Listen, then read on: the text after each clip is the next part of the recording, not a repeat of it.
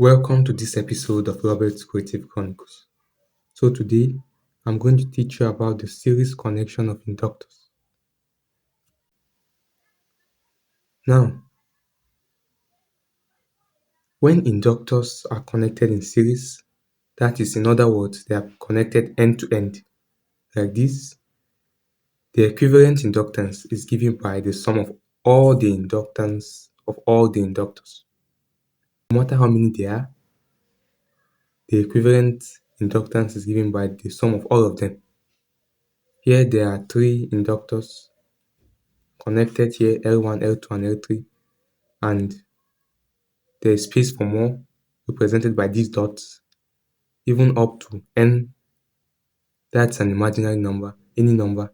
It's trying to tell you that any number of inductors connected, the equivalent inductance is the sum of all the inductance of all the inductors. This is for n inductors connected in series. When they are connected in series, the same current flows through them, but the voltage across each of them is different. Hence V1, V2, V3 up to Vn. But the same current I flows through all of them.